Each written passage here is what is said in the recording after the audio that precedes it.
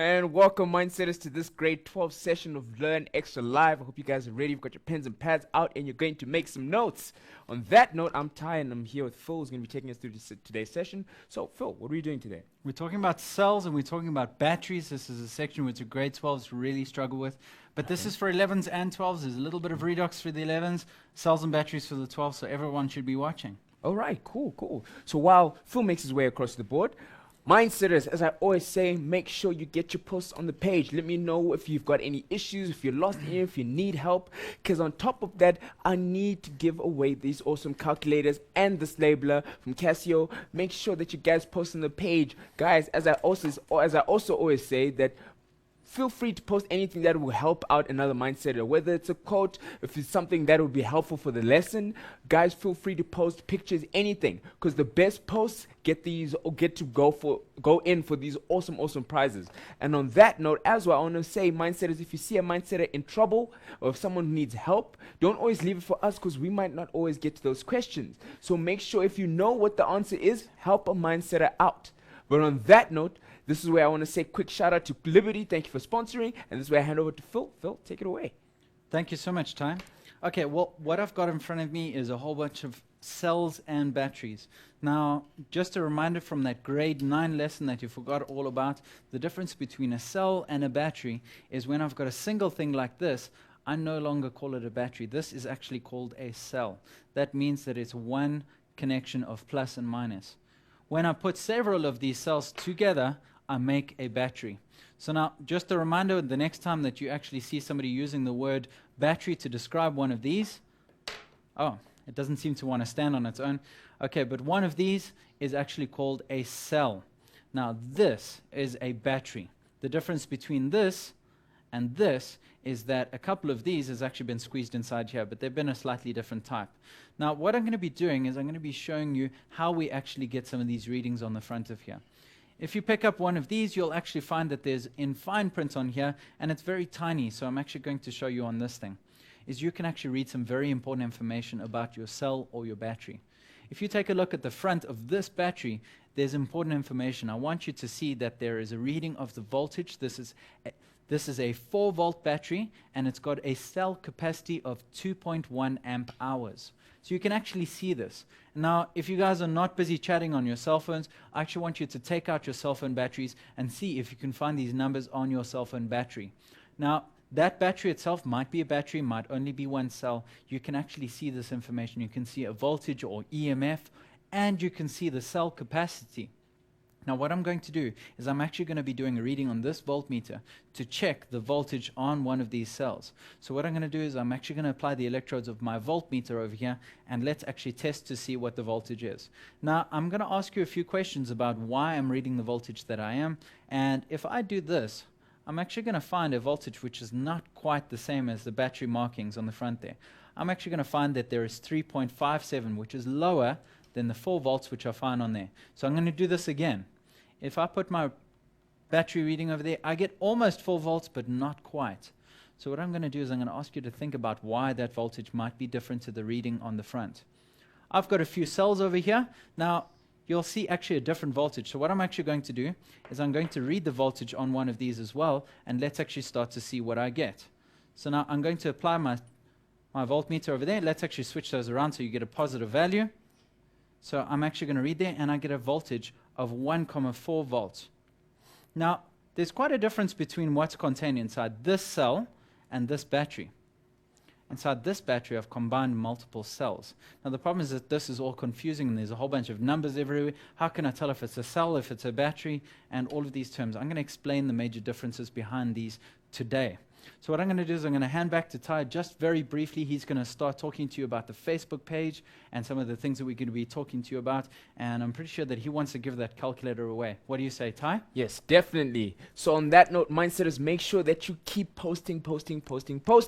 Because as I said, it's beyond just us posting randomly, or not saying posting randomly, but it's beyond just us just saying post, because it's supposed to be a platform for you guys to help each other out, talk, and use for notes. So if you don't post, Sometimes you might think, oh, question is silly, but someone else might have the same question. So when you post, you could actually help someone out a lot. So make sure that you guys post. And yes, I'm still looking out for the person to give away these awesome prizes to. But on that note, this is where I hand over to Phil. Phil, take it away. Thanks so much, Ty.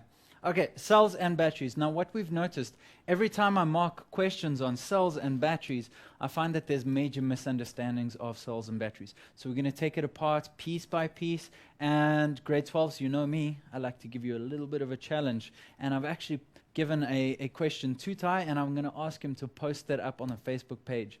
So that challenge question is one of the first things that we're actually going to get into. Right, and there it is. Okay, so my challenge question for today. Guys, write down the information, and I've actually modeled this on that cell, which I actually showed you, or actually that battery rather. Okay, so a 2.1 amp hour cell is at 4 volts. Okay, so those are the readings which I actually got off the side of the battery. If I read those pieces of information, is connected to a 4 volt cell, to a light bulb, and it gives out 2 watts of power. Now, there's a couple of options. It tells me that the cells last either 6 hours and 30 minutes, or 4 hours and 18 minutes, or 4 hours and 30 minutes, or 1 hour and 3 minutes. Okay, guys, you got to be able to figure this out by the end of the lesson. So if I connected that battery, I'm actually going to reach out a shot, and I'm just going to get that battery again. So this was exactly the battery which I'm talking about. This battery over here, 4 volts with 2.1 amp hour capacity. If I connected this to a 2 watt light bulb, how long would the light bulb stay lit? In other words, how long would the cell last if I have a 4 volt battery at 2.1 amp hours? Okay, so here we go. Here's my combination of cells together. This is the exact cell which is inside your challenge question. Now, if I connect this to a 2 watt bulb, how much is it going to be giving out for? So in other words, I want to know the time that it's actually going to last for. Bit of a challenging question. It's going to require you to listen very, very carefully and very closely to what we're talking about, but there's my hint. Okay? So there is information in today's show that will actually tell you about how to figure out about this battery and how long it would last if I had a 4 volt 2 watt light bulb. So let me just highlight the important information, the stuff which you're going to use to calculate, and let's get into the lesson today. Okay, so again, cell capacity, 2.1 amp hours, there it is. So there's the information about the cell capacity. I know that the cell gives us 4 volts. So because it gives out 4 volts, there we go. I'm going to connect it to a light bulb, which when it's connected to 4 volts, it's going to give out 2 watts. Okay, very important information. Now, all we've got for option A, B, C, or D is how long this all is going to last. Now, let's get into the magic. Let's start talking about batteries and cell, and let's power up. Okay. So now what I'm going to be talking to you about is going to require a little bit of prior knowledge. Okay, so guys, this is the stuff that you should be revising before you do batteries and cells. There's a little bit of grade 10, a little bit of grade 11, and even a little bit of grade 12. I need you guys to know what dissociation reactions are. That means that when I put a salt into a solution, it's actually going to split into positive and negative ions. You guys have got to know what you're doing with ions before you start to balance redox reactions. And that's the next part, oxidation and reduction. Guys, chemical systems requires you to know chemical change. You cannot learn chemical systems before you learn chemical change. Now, batteries and cells are great, and they're an easy way to score marks, but only if you know oxidation reduction. That means that I need to know redox from grade 11 and 12. What's inside there is electrolytic and electrochemical cells. We're going to be talking about those interchangeably. I'm going to expect you to know what they are. But I will explain them for anyone that's a little bit lost and go, oh, electrolytic, electrochemical, I'm all confused. I don't know what to do. Okay, I'm going to help you piece by piece. Okay, so now I know that I need to know electrolytic, electrochemical cells. Those are an application of redox, and that's an application of dissociation reactions as well. So these are the 3 sections that I go and advise that you study before you even start with batteries and cells. Okay, but now you guys don't have time to do that, so what we're going to do is we're going to get on with today's lesson, and if you're really, really confused, I want you guys to get on that page. Ty's busy there. I can see him feverishly typing away. Okay, he's busy answering your questions and hopefully getting some of them to me, and we can actually fix your stuff together. Now, most of the time, what I've actually done is actually gone and looked on the page, and you guys have actually sorted out each other's problems, which is great. That's what the page is there for. Okay, so let's climb into the stuff. Why do we have cells? Well, why do I have a battery inside a remote? Why do I have a battery inside a car? Why do I have a battery inside any device? Well, why do I need a cell inside my cell phone? Okay, now those Those two words are not that related, but a cell phone uses cells to give it power. Now, I use this. Now, please make sure that you know these. A cell provides chemical potential. Please, this is what a cell does. They often ask this question, why do I use cells? A chemical potential energy is entering into the circuit. I need that potential energy to power the screen, to power the LEDs, even to power a board like this. I need some sort of electrical energy. Now, the great thing about cells is that they're portable. Now, this board needs to be plugged in, and it relies on Eskom giving us power. Now, if you got a battery, you're free, and you can move around with whatever you've got. If you've got a cell phone, if you've got an MP3 player, you've got an iPod, whatever you've got, a laptop, all of them have got cells, and the way that they carry around that power is they carry around that potential chemical energy. Now, this means that they are spontaneous. Now, please, I need to emphasize what these words actually mean. Okay, so spontaneous. If you are a spontaneous person, that means that it happens without any sort of help. That's going to happen automatically. Now, exothermic, if you guys remember from grade 11, exothermic, well, thermic is starting to talk about temperature, starts to talk about energy. Now, exo means to give out. So that's the other part of this, is that it gives off energy. Two very important things about a cell which I need to know is that it gives off its energy and it starts without me helping it. So spontaneous means that it's going to start without any help, and then exothermic, it means that it gives off energy. That's the energy which I need. So I just want to make sure that people understand that this energy is electrical energy. It's not heat. Now, if your battery is making heat, it's probably not doing its job properly.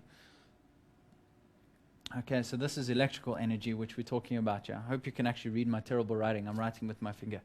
Okay, so now I've got chemical potential energy. It's changing into electrical energy, and that is the purpose of a cell. I can carry it anywhere I like. I'm free to go wireless. So that means that I can do a spontaneous exothermic reaction inside the cell, which allows me to have energy on demand. Okay, so that's why I've got cells inside there. What we're going to start off with is some primary cells, but before we do that, I think we're going to take our first ad break. What do you think? I think so too. Okay, and it's going to give us a chance to get you guys writing down some of this stuff. There's a lot of information coming. We're going to divide up the show into primary and secondary cells. I'm going to talk about cell capacity. It's going to get all busy in here. So to give you guys a little bit of a chance, and I actually want to read what people are doing on this challenge question. Okay. I'm pretty sure that people are starting to answer. Just a reminder, guys, that your challenge question answers are no good without an explanation. Exactly. That's exactly what I was going to say on this next link. Absolutely.